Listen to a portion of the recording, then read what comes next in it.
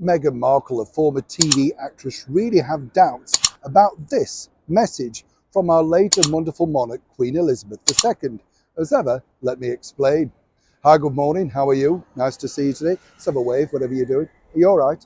Yeah, do you feel all right? I know, you get those days, don't you? We're coming round a bit now, aren't we? I'm on my second cup of tea. You always feel a little bit better, don't you, after that? Thank you also for your comments regarding how Horlicks has gone off the flavour. Yes, you see, I'm right. Those sticks are not as tasty, are they? You know, it's a shame because they were quite good to just pop in your bag and get a cup of hot water somewhere or top your flask up. I just get so annoyed when they mess around with things, don't you? You're like me, aren't you? Why do they do that, you know? I saw a thing the other day in the paper and it was all about, which Marmite version is best. Odd, isn't it, to think that the fake version came out better than the real version? You just can't win anymore, can you? Oh, don't get me. Do you like Marmite? Yes, you do. You're not bothered. Vegemite. You like that? I think they're the same.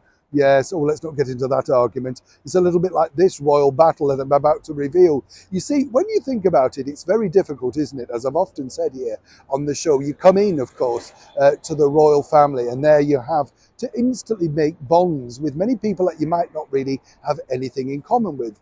But it was often also said here on the show, no one was more welcomed within the British monarchy than none other than the former cable TV actress Meghan Markle. You see, when you think about it with Meghan, very quickly she was given sort of carte blanche to break down barriers that other people, like for instance Catherine, the Princess of Wales, had to wait years to get through. Don't know why, but that was the case.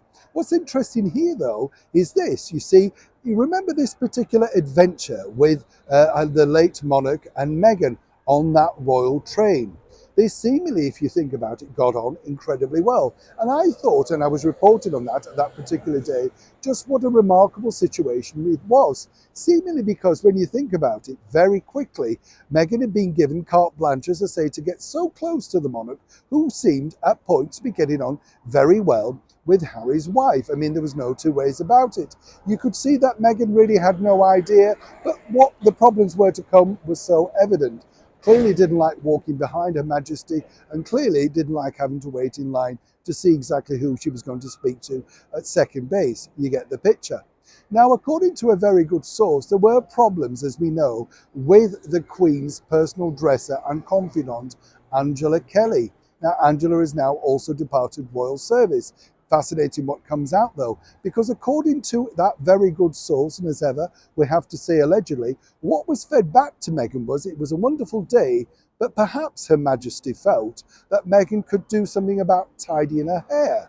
Now, when this was fed back to Meghan Markle, apparently eruptions really did evolve. Now, I'm not one to suggest whether the hair looked good or not. I'll leave that to the public. I always thought, really, that if you look at Her Majesty, she was always impeccable. Nobody could rock a hat like the late monarch. So naturally, this was fed back. And apparently, according to that very good source, Meghan saw red and believed that this wasn't necessarily the right message from Her Majesty, sealing the fact that they got on so well. And if Her Majesty didn't like Meghan's hair, why was it not fed back directly? They pointed out that this wasn't the way, and naturally, things are different or done differently. Now, this basically, as I say, was the start of a huge falling out with a senior aide at the side of the monarch.